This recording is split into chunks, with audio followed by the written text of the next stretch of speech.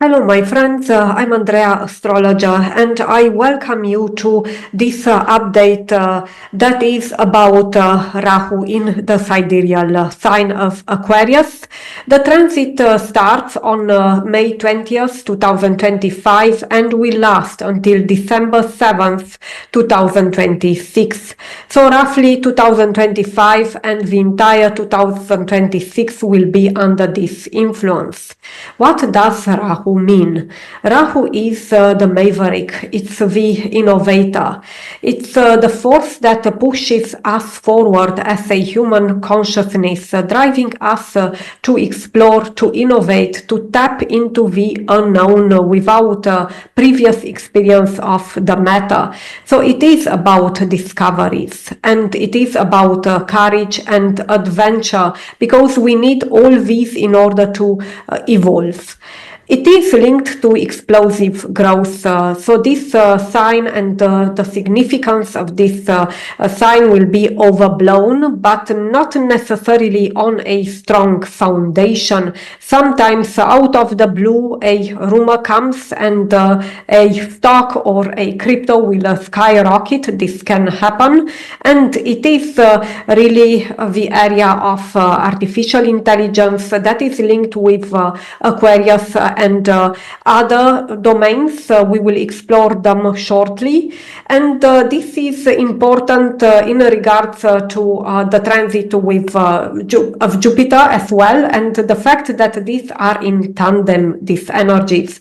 So this means that the likelihood to have great results during this time is enhanced because these work together. Jupiter, which is about stable growth, it's still a big significant growth, and Rahu explosive growth, and they are quite aligned, so we can expect that. And I would say that it's important to look at the past as well. So we will explore what happened the last time when Rahu was in the sidereal Aquarius, and this was in 2006. Unfortunately, we do not have a history for Bitcoin. It was not born, but we will also have an analysis about Bitcoin and what is the potential impact for it during this time. So stay until the end of the video to get this analysis. Let's dive into the details. Rahu is also associated with crypto. It's important to take this into account. In general, it is associated with high tech and with unusual jobs and domains of activity. Actually, everything that is new on planet Earth is symbolized by Rahu. So we can already think about expansion in such domains. In a general, Aquarius, which is the sign that is traversed by Rahu now, is the sign of the visionary and of the genius. It governs social networks, decentralized systems, aviation, space travel, and the nervous system. It embodies innovation, community, and futuristic thinking. These are the main characteristics of Aquarius, and in the context of this age and time, if you had a look already at my other video with the transit of Jupiter in Gemini, you will find commonalities. If not, I will link it here and you can have a look. So this focus on space, most presumably discoveries in regards to planet Mars will be made, and I do think this would be one of the domains that will have the fastest innovation in this period. I do not know how far it will go, because this is super long term, and this Rahu stays in Aquarius until the end of 2026, as we discussed, but it is a important breakthrough that will happen in this 1 year and 9 months, roughly, I think, and we can look forward towards interesting times here. What happened in 2006 when we had the transit of Rahu in Aquarius? I would like to start with the events in the world, so to speak. Important was that even in astrology and astronomy, we had a big change. It was about the Pluto reclassification, and the astronomical union redefined the planet, and Pluto was sort of downgraded to a dwarf planet, and this is controversial, but it is a decision that happened. It is really linked to atomic and subatomic parts, Pluto, and also to dark matter.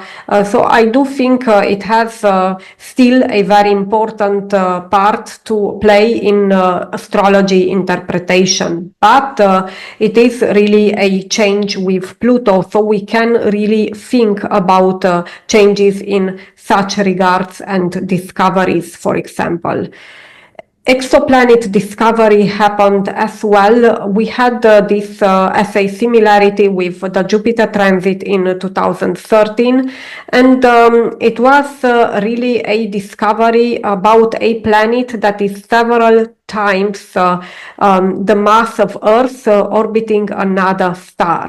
And this was the first time that we got this evidence. And yes, dark matter, you see it's regarding Pluto. Evidence of dark matter has been discovered also in 2026.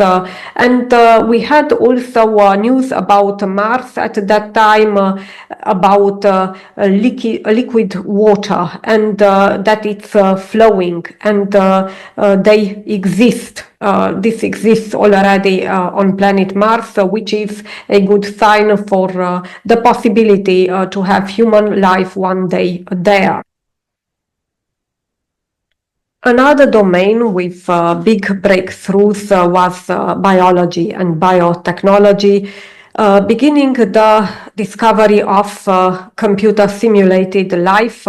This means that the life of a living organism was simulated using computer models. And this was for sure a precursor of the advancements and the lab-grown organs, which took place in 2013, 7 years after, according to the transit of Jupiter.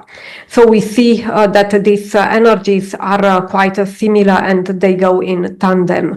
A new chemical element was added to the periodic table, so important discovery in chemistry. And in technologies, it was really a big innovation in regards to cancer detection. So early cancer detection based on new DNA-related methods, and it was an emergent technology at that time. Then we had brain-computer interfaces that were really developed in that period, and it was also the point of shifting for further advancements in this area. Then it was biofuels and solar cells, major improvements in biofuel efficiency and cell technology. So we see this focus on energy, green energy actually, and privacy first online ID systems, and it is about digital identification technologies which were emergent at that time in 2006. Other notable developments during that time was the sunspot cycle forecast and the first ever long-term forecast for sunspot activity was issued by scientists at that time. We had also changes in robotics. Engineers developed a robot that could ride a bicycle. And I don't know if you are aware with the latest developments in robotics. In China, they even ran a half marathon. And it is interesting to see how this will develop and how the science will go further in this regard. Also a focus on cars with an ultra-efficient car at that time which was capable of achieving over 3,000 miles per gallon. It was the first time that we had such a result in 2006. What happened in the financial markets in 2006? Actually, it was a outwardly strong year with a rising stock market, solid GDP growth, and high consumer confidence. But beneath the surface, vulnerabilities were starting to form, and we saw what happened next. There was a strong economic growth in regards to the US economy, and it was a continuous expansion, but in the real estate and credit markets, there were the first signs of problems. The housing market peak happened at that time, and we had a peak in home prices after years of rapid growth, fueled by subprime lending and speculation. By late 2006, prices stagnated and began to decline in many areas, signaling the beginning of the housing crisis. On the stock markets, major indices like S&P 500, Dow Jones and Nasdaq performed very well, and we had gains of 16% for Dow Jones, and this was a record high at the time. Investor sentiment remained positive, but financial and housing sectors showed early cracks. The Federal Reserve had a continued raising interest rates policy to combat inflation at that time, pushing the benchmark rate from 4.25% to 5.25% by mid-year. Where it stayed for over a year, it was an unchanged rate at that time. And these hikes added pressure on borrowers, of course, especially those with adjustable rate mortgages. The gold prices spiked early in the year, approaching nearly $725 per ounce, and it was a correction afterwards. So this was the landscape for the markets in 2006. Fast forward to today, what can we expect from this Rahu in Aquarius transit? We can make for sure some parallels with what happened back then, and we mentioned these domains with scientific breakthroughs. Stocks that are connected to such areas directly or indirectly will likely do well in the next 1 year and I think roughly 8 to 9 months. So be aware of that and have them on your radar. And for Bitcoin, what can we say? Because there for crypto we don't have history. Crypto didn't exist in 2006. But I think 2006 was an important trigger with all what happened afterwards for the creation of this new asset. And for Bitcoin, we will have a strong activation of the 8th house in the whole sign system. And this is Aquarius, of course, with Venus placed inside it in the natal chart as the most important personal planet that we get in this area, and it will be aspected the strongest. Of course, Rahu will have influences on other planets and points in the chart as well, but it would be too long to discuss here about it. So I want to share the fact that the 8th house is about volatility, it's about lending, it's about taxes. So I do think all these things will happen, and it could be really to the extreme, to values that we didn't see before, due to the fact that this is a Rahu transit, and Rahu is new, never happened before. This means that we can have strong price fluctuations. I think a lot of lending programs, taxes will be changed, legislation in regards to big money ETFs as well, because the 8th house is also the house of big money in any chart. So also for Bitcoin, this will be activated.